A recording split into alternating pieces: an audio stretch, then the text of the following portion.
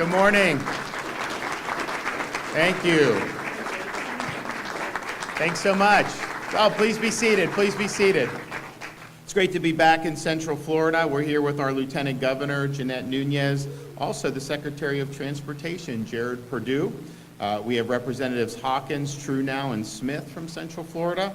And we have Corporal Mariah Biddle from the Brevard County Sheriff's Office, who's going to say a few things about what we're doing here today in our announcement. I think as many people know, if you look at what we've done in terms of Florida's economy, we have one of the lowest unemployment rates we've ever had in the history of the state. We actually have lower unemployment than we did prior to COVID. We have more people employed in this state than we did prior to COVID, and that's not true for many of our competitor states. If you look at just things like leisure and hospitality, they added almost 20,000 new jobs in the month of July alone in the state of Florida. We had over 70,000 jobs created in the private sector in Florida in the month of July alone. And again, that's one of the top probably 10 months we've had in the last 30 years in terms of private sector job growth.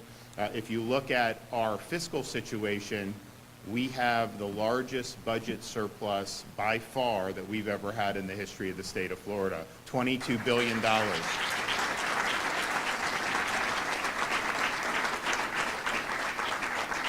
And we've done that with no income tax and second lowest per capita state tax burden in the country. And we've reduced taxes every year since I've been governor, and yet that surplus represented for the last fiscal year that ended, it's over 20% of our total budget our surplus represented. And so that's the polar opposite of what you see in Washington, where they always run these massive deficits and massive debt.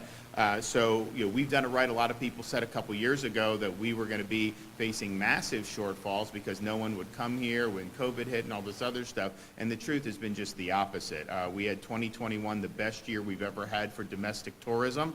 And of all the international travel in 2021 to the entire United States, almost 45% of that was to the state of Florida. So that's a massive share of international visitors.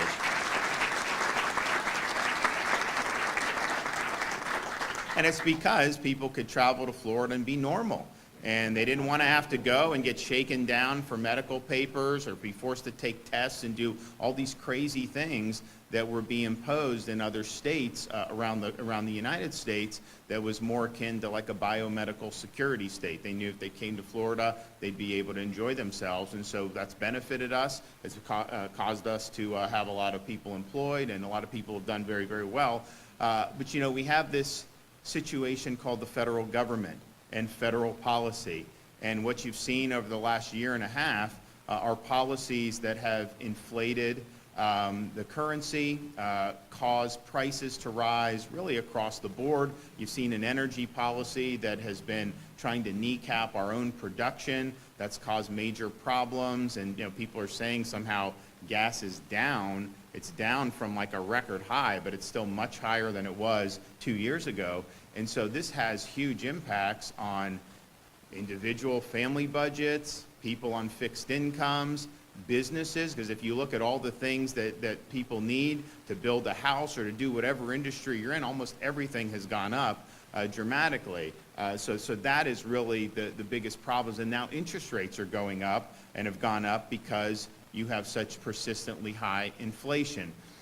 That is the inflation and the energy, those are the number one problems facing our nation's economy.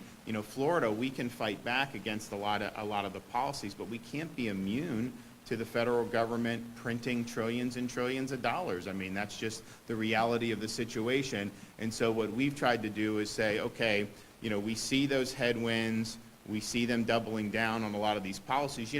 When Biden did the stimulus, is trillions and trillions of dollars, you had people who worked as economists for people like Obama and Bill Clinton say, wait a minute, if you do this, you're going to fuel major inflation. And so he was warned. There were a lot of people across the political spectrum saying that would be the result, and sure enough, that has been the result. So and so it's had a big impact, I think, on just people's daily lives.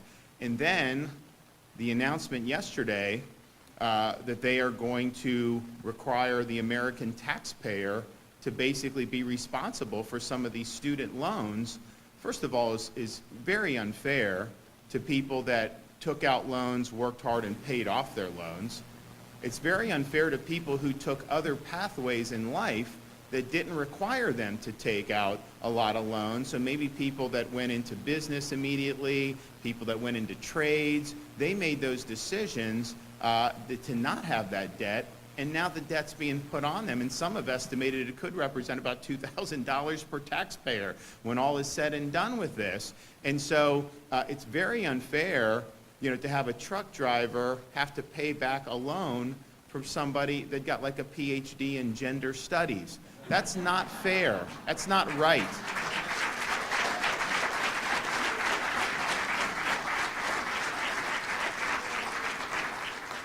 And so, and then you also just have the fact, like, if you're going to talk about debt, then you should look at, okay, who has benefited the most from all this exorbitant debt that's been taken out over the last generation? It's the universities.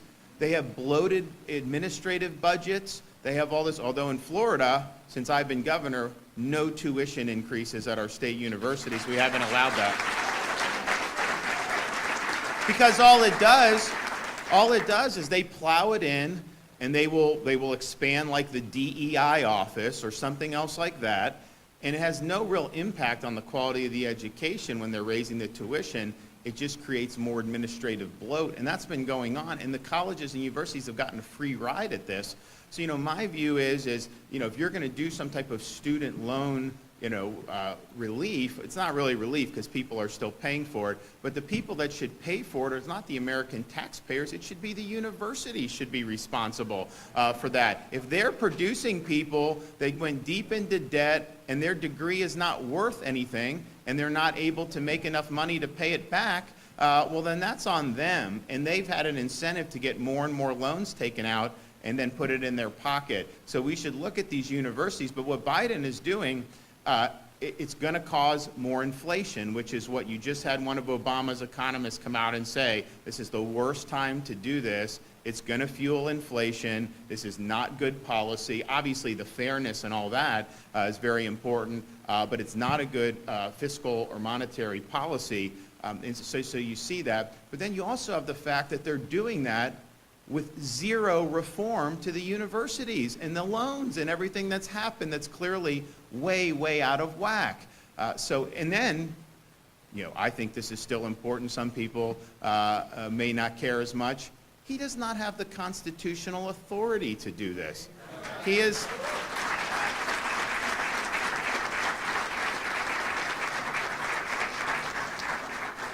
He is relying on emergency powers because of COVID.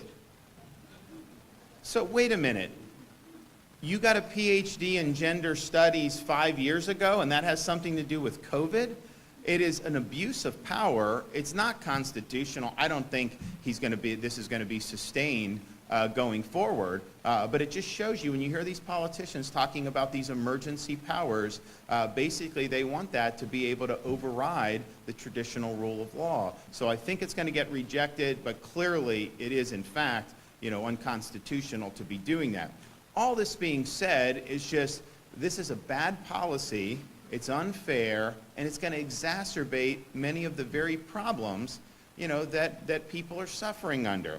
So we've been seeing this going on now for months and months. We've made efforts to be able to provide relief to Floridians, as best we can from the state government's perspective. So we signed into law the largest tax relief package in the history of the state of Florida. Is $1.2 billion that went into effect July 1st. That did things like, of course, a big back-to-school holiday. We had the outdoor stuff. We had the disaster preparedness. We've had a whole year now for baby diapers and different things, baby clothes, which, we got a 2-year-old, so we're still not out of the woods on that, although she's very advanced with everything. So you do, but that's a big deal. We have, starting October 1st, we have a gas tax holiday, which I think is going to be important because the price of, I think you're going to see the oil futures go up, and I think you're going to see gas go up as we get through to the end of the year.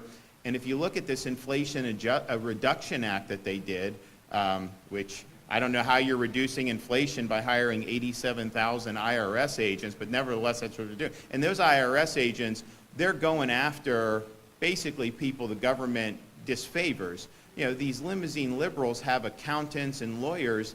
They're not going to be really suffering. It's going to be the sole proprietor, the mom and pop, the handyman, the Uber driver. Those are the people that are going to get hit. And the problem is the audit itself is debilitating for these people. They don't have the wherewithal to even defend themselves. And so it's basically, from the IRS's perspective, they view it as low-hanging fruit. And they think that they can squeeze a lot of folks by doing that. So that's, I think, unfortunately, what you're going to be able to see on that. And I think it was very irresponsible that they would be doing something like adding 87,000. You know, they're not adding 87,000 people at the southern border. I can tell you that, because the fentanyl is coming in and all the other problems are still coming in. But within that Inflation Reduction Act, quote unquote, they actually have taxes on energy. You have oil and gas taxes.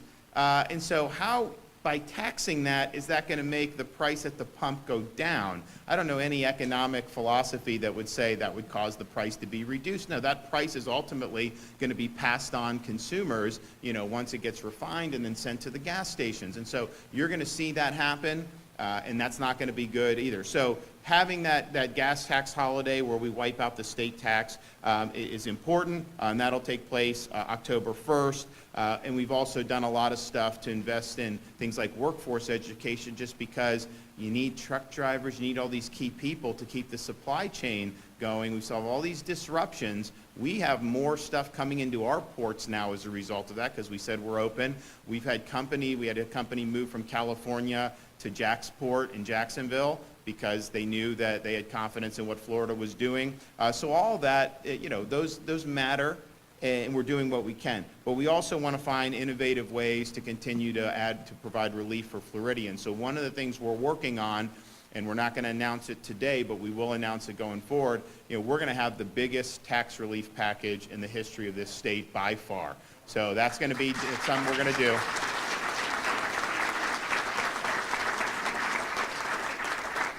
And we want it to be done in ways that are going to be meaningful. And so you're going to see probably a big legislative package, but you're also going to see, I think, you know, we want to do property tax relief. We may have to put some stuff on the ballot, but we have an opportunity now, because our fiscal situation is so strong, to provide relief for Floridians when we're facing these difficult headwinds with the inflationary policies coming out of Washington. So part of what we're going to be doing is we're going to be working with the legislature to advance a big package for toll relief for motorists and for commuters. Because I think if you look at around the state, you've got people that have to commute, and this adds up every single day to be doing those charges. And there's a variety of different, I mean, you have the Central Florida Expressway, you've got the whole situation in Miami where it's pinged back and forth between these different aids. So, you know, it's not all controlled by the state. Obviously, we have the Turnpike Authority, but legislatively, we can work with the legislature to probably provide relief across the board for all of that. So that's going to be on the agenda. That's very important. But as we were developing this, we noticed that with respect to the Florida Turnpike, I, as governor, had an ability to provide some immediate relief to ratepayers and to motorists based on the amount of surplus that's been generated in these programs. And so what we said was, yeah, we want to have a bold proposal for the next legislative session, but let's put some points on the board right now, if we can do that, in the run-up to what I hope will be a real historic package of savings for taxpayers. So today, what we are announcing is the SunPass Savings Program that we will implement starting September 1st to provide discounts to Floridians using Florida Department of Transportation and Turnpike facilities for their daily commute, including many right here in Central Florida. So this will start, as I said, September 1st. It will run 6 months to be able to get us into next year when the legislature is back. This will be available to SunPass and other Florida transponder users. We think the potential benefit is about 400,000 SunPass customers who are using FDOT and Turnpike-operated toll roads to get to work every day. This will end up returning nearly $40 million to SunPass customers over this 6-month period. And if you look at people who have to use these every day, it adds up very quickly. So how it's going to work is, and we're really focusing on the people that are commuters. Because you have tourists come, they'll pay a toll or something like that. Okay, we'll take that. I mean, it's like, sorry. I'd rather them pay than us pay, so we'll do that.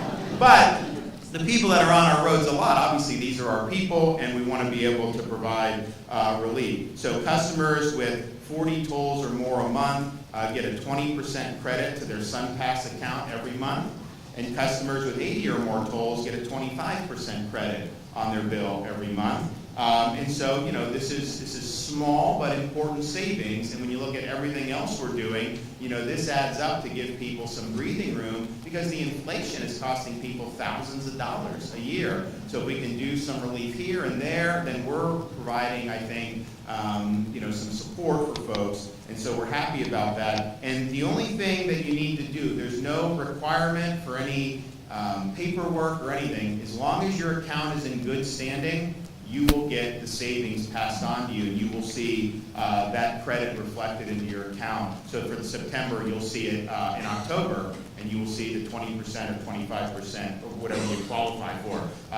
So we are happy to be able to do that, and of course, these tolls do go to maintaining the facilities, but between the surplus we have right in these, in the Turnpike Authority, and then for next year, as we're looking at broader tax relief, we do have a very robust budget surplus, and we want to be able to return a big portion of that back to taxpayers, and so that's what we're going to be able to do. A map of the roads included in the program can be found at www.sunpass.com, but I have a list here. So Central Florida Expressway, we don't have authority to do this unilaterally with them. We also don't have authority to do some of the Miami-Dade Expressway authority as well. We do want to include those with the legislature, and we can do it with the legislature. Now, Central Florida Expressway, Miami-Dade, they can do similar things to what I'm doing here, if they want to do that. So we would encourage them to look to see what you can do right now to help commuters, because obviously these facilities are important, but there's other facilities that commuters have to take that we would obviously include in the legislative proposal, but we just don't have the authority to do it unilaterally for the governor. So if people are asking why, that's the reason why. If I could do it, I would have included it.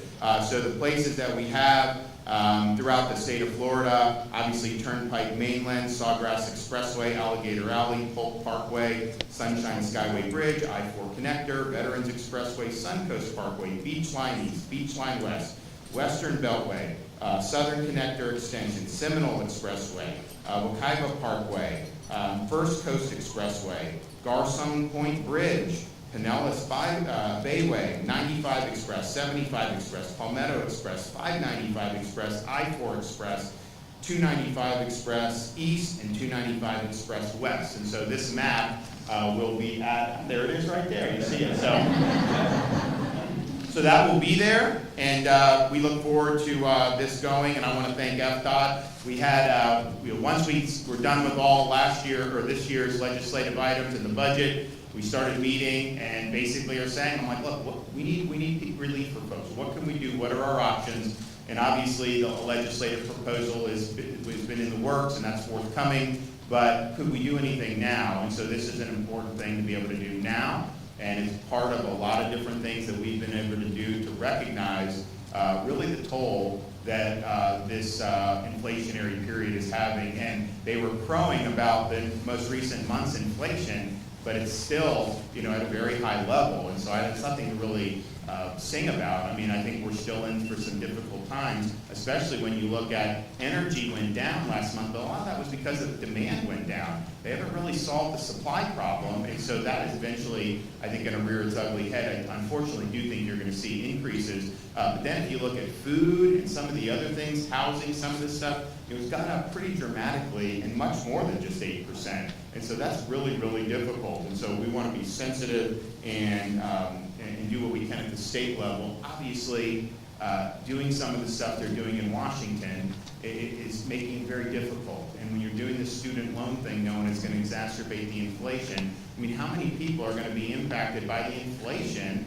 And a very small number of people you're looking at are going to get these these loans paid for by taxpayers, it doesn't really make sense. It's not a way to really unify the country behind a shared purpose. It's really a very divisive policy because you're alienating people who went and did the right thing and paid off everything. You're alienating people who decided they didn't want to take out student loans, they wanted to pursue other ways, and you're basically, there's going to be people that get law school debt, medical school debt, who making six figures are going to be eligible to have taxpayers pick up $10,000. And you got to think, like, with all that's going on, is that really the best use of government power? Obviously, he's doing it in ways that are not constitutional, but it's a problem. So we're here with this next legislative session. We do want to have Miami-Dade Expressway Authority, Central Florida Expressway included legislatively, which we can do. But until then, hopefully they'll be able to mimic what we've done,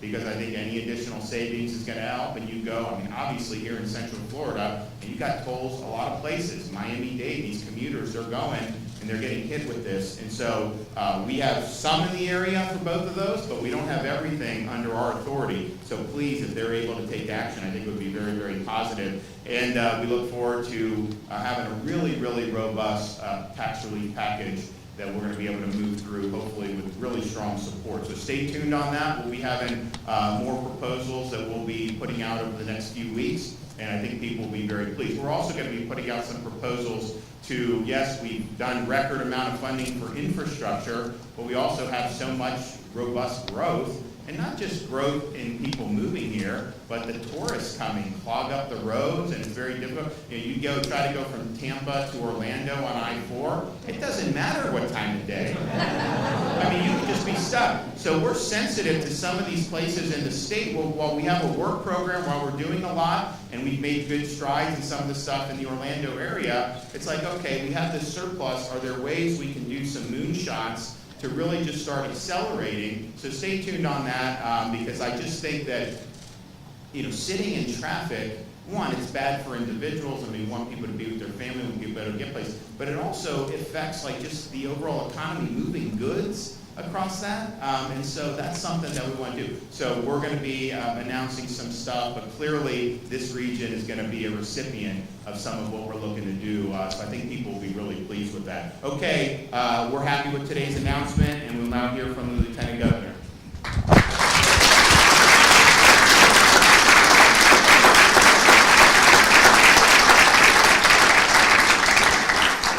Good morning. It's a pleasure to be here with Governor DeSantis and our Secretary, Department of Transportation, Secretary Perdue, along with our legislative colleagues, and so many FDOT Turnpike employees that understand the importance of today's announcement. So as the Governor mentioned, in Florida, we're proud of the solutions that we've been able to implement to make a difference in the lives of Floridians. Everything through our record tax package, in which we were able to remove the tax burden on so many items that many of you buy on a regular basis, along with our Freedom First policies, making sure that we are sensitive to the fight that people are being subjected to because of the spending by inflation and all the taxing and spending that they're doing at the federal level, of which, of course, we're not immune to. And then, of course, as well, the education and our workforce strategies making us #1 on the way to be #1 to career and technical. So Florida families, as we know, they've been impacted very deeply by the impacts of inflation, rising cost of gas. The other day I went to the grocery store. What used to be a $3.99 bag of potatoes is now $6.99. So I can tell you that when you go to the store, you feel the pinch, you feel the impact in a very real way. And so we are very proud of the work that we've done in Florida. As the Governor mentioned, we've been staunchly looking at ways to bring some relief. He talked about the gas tax that will be coming in October. And we've also are very proud of the work that we do in the Department of Transportation. We have one of the strongest transportation and road systems in the country, and we're proud of that. But unfortunately, simply right now, it is costing us more to get to work than it did a year ago. And I know you're going to hear from someone that feels that plight, but what I can tell you is I too, in the Miami area, as the Governor mentioned, we've seen runaway toll agencies increasing the cost of tolls, and there's always that talk about if a toll's a tax or not. Well, all I know is that it's impacting Floridians in a very real way, and oftentimes they have no way around it. because what would take, typically should take about 30 minutes because of traffic, can take upwards of an hour and a half to traverse maybe just 13 miles in Miami-Dade County. And I know this area is no stranger to traffic and battling those challenges, but tolls have a real impact on people's daily lives, on their budgets, and sometimes you have to opt to go another route and not take a toll road because it's going to cost you that much more. So then you have to be burdened with the increased amount of traffic. So I believe that this savings program will have a real positive impact on families, not just here, but throughout the state, and we're excited to see that implemented, and we look forward to being able to have a little bit of relief from the spending and the rising cost of fighting inflation that impacts us all on a daily basis. So for those of you that are commuters, I think this is welcome news. And as the governor mentioned, we continue to look for innovative ways to bring a little bit of relief to Floridians, because that is what we fight for every day. We fight for Floridians, and we want to make sure that anything that we can do to minimize the pain and suffering that we're feeling as a result of the federal government, we're going to be fighting for you each and every day. So thank you all so much.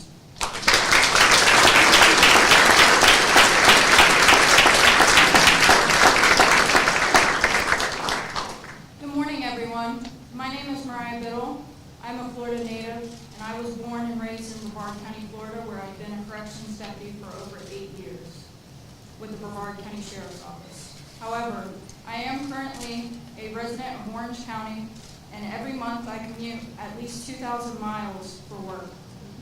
Every day I drive on toll roads such as State Road 408, 417, 528, and now the newly opened I-4 Express lanes. This program will provide relief for hardworking Floridians and business owners that are already feeling the strain from inflation and on everyday items and high gas prices.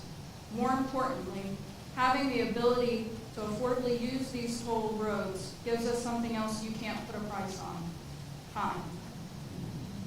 Time that we can spend creating more business opportunities, and time that we can spend creating memories with our families. Once again, our governor proves why he's the best in the nation. Thank you, Governor.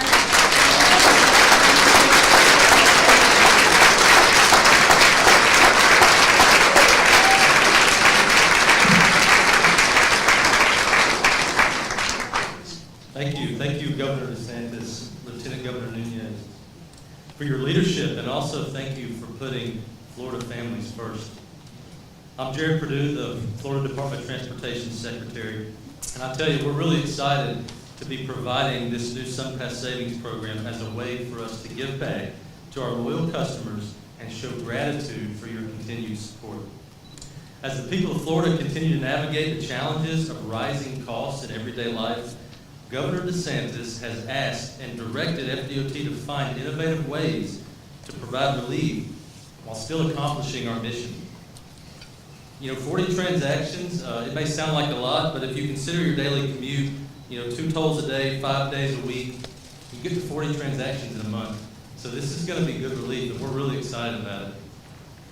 Developing and implementing programs like this prove the department's and the governor's commitment to providing a resilient and innovative transportation system. As we continue making strategic investments in our transportation infrastructure, Floridians can rest assured that we will maintain our resolve to fulfill our mission of providing a safe and efficient transportation network. It's extremely rewarding to be a part of an agency in a state that keeps its customers as the core focus and consistently looks for more ways to keep Florida as a leader in transportation. FDOT is proud to debut the SunPass Savings Program under Governor DeSantis' leadership. And once again, Governor DeSantis,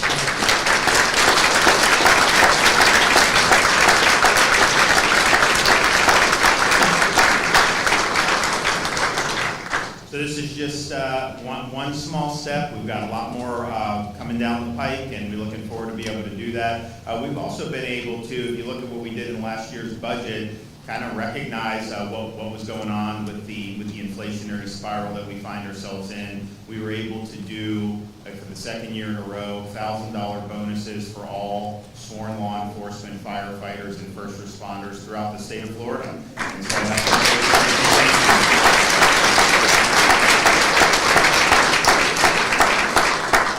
we also did a historic pay increase for our state law enforcement agencies like FDLE and Highway Patrol. So the typical member got between a 10 and 15% pay hike, which is something that is going to make those agencies, I think, more attractive, and we'll do more in the future. And then we also did pay increase for all the state agencies, FDOT and the other state employees. And so we recognize that this is something that's crunching. We also want to be able to attract people and retain people. And that's what we had to do with our corrections. We were hemorrhaging people because they could make more at Wawa than they can at running corrections. And honestly, Wawa's probably a little bit easier job than to be in that. I mean, it's like, I know they've got a lot of great perks there, and employees are very friendly. I've been in so many stores, but the thing is like, you got to compete with that. So we did a big pay bump for the corrections, so they are doing a better job recruiting and retaining folks. But these are just challenges that we're seeing throughout the country. So this is just another example, but there's a whole host of examples of what we've been able to do just in the last 6 months to do our best to battle back against the Biden inflation, battle back against the federal government's policies who continue, unfortunately, to get a lot of things wrong. Okay, with that, we got any questions in the back? Yes, right here. Melissa Thomas with Florida National News. Obviously, you made the mention that President Biden's decision with the student loan discounts, the student loan forgiveness is not constitutional. Kind of break it down for our audience as to why that is not a constitutional thing. Right, because these are basically contractual obligations that people entered into, and could the Congress pass a law to divert that to the taxpayer? They probably would have the constitutional duty to do it. I'm not saying that's a good idea. But for having an executive act through fiat with no legislative sanction and to just say you're dumping this debt on the taxpayers, that is not something that is consistent with the rule of law. And in fact, I think it's an unprecedented use of executive authority. And it's important for people to find out because, people will say, oh, DeSantis is doing all this stuff. Because when you do things they don't like, they squeal about it. But if you look at what we've done with the legislature, we're getting bills passed through the legislature and I'm signing them into law. That's how a constitutional system works. If you look at what we've done,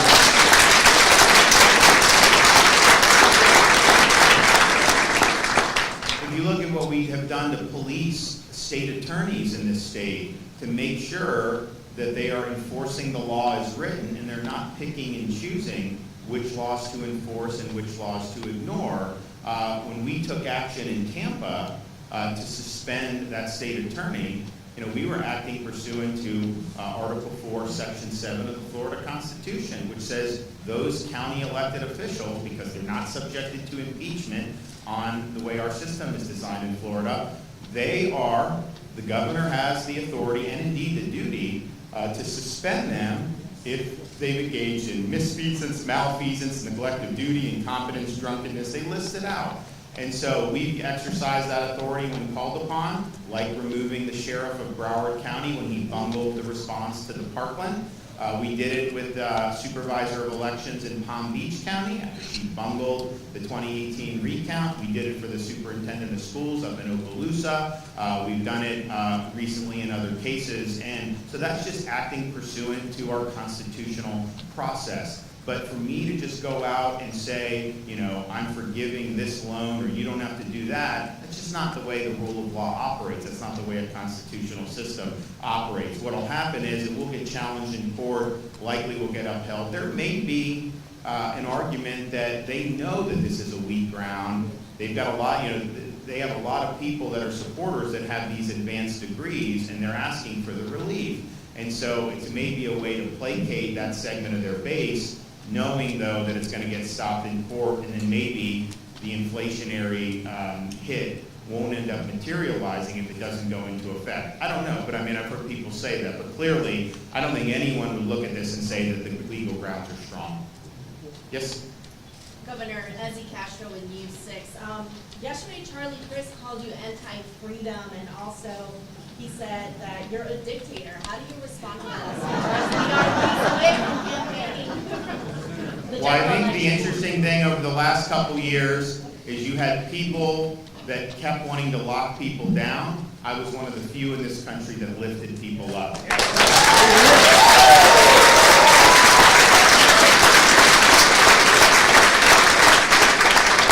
protected people's freedoms, jobs, businesses. We made sure kids could be in school, and we liberated 22 million Floridians from local mandates and restrictions. We protected them against vax mandates so that they could keep working without having that. And I would note, you go back to the summer of 2020, I got a letter from every Democrat member of the U.S. House saying you need to shut down Florida in July of 2020. If we had done that, what they had wanted to do, this state would be in the toilet right now. We made the right decision by keeping the state open. So I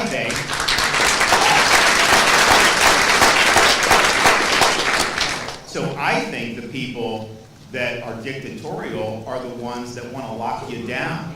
I think the people who are dictatorial, the ones that wanted to lock kids out of school for a year, which all of them wanted to do here in Florida, and I stopped it and made sure the kids could be in school. I think it's dictatorial to say that someone should lose their job based on their choice about whether to get a COVID shot or not. So that's just the reality,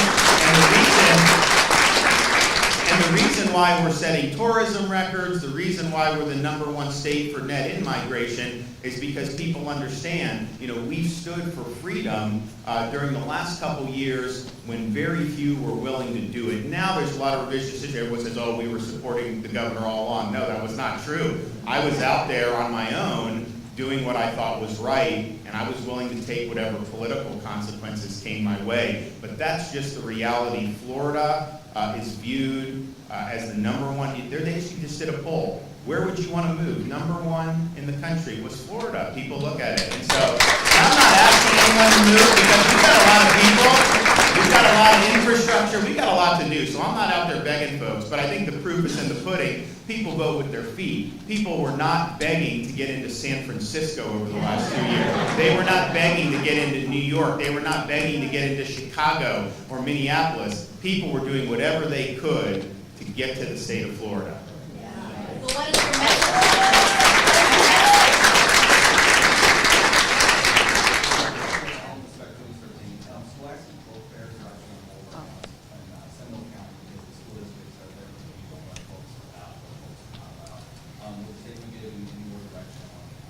Well, I'd have to see kind of what they're talking about. But look, guys, this is not rocket science, okay?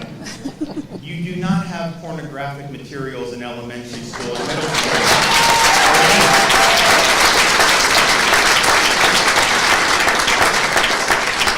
Let's focus on educating these kids. Let's cut out the indoctrination. Let's not worry about all the stuff that's inappropriate. Let's teach them to read, to write, to add, subtract, teach them about the country's history, teach them about all literature, all the things that are important. And that's what schools, really, when I was growing up, I don't remember any of this stuff coming into school. I just had normal classes. So that's what we want. But clearly, parents have the right to know what is being put in their kids' classroom and in the libraries, and to have adult-themed books. And I've seen some of this stuff.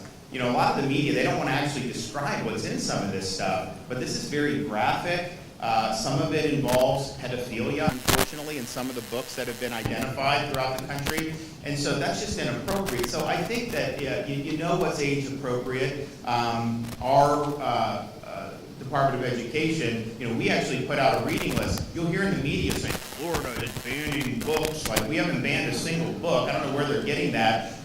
Just because something may not be appropriate for a middle school library doesn't mean that an adult can't access it. But what we have is we have all these books recommended, like To Kill a Mockingbird. They actually banned that in Burbank, California, because they said that it was politically incorrect. And so that's recommended, all these other things. It's interesting, the summer reading list, someone showed California's, and it's all recommended reading. It's all from 2016 to the present, and it's almost all political in nature and ideological in nature. Florida, our list is like classics, in literature, classic history, you know, speeches, letters from a Birmingham prison that Dr. King wrote. You have things like Kennedy is inaugural, all this other stuff. So like Florida, you look at it, you're like, that's education. You look at this other stuff with California, you're like, they're pushing an agenda. That's all they're doing with this. All right, guys, thanks so much. God bless.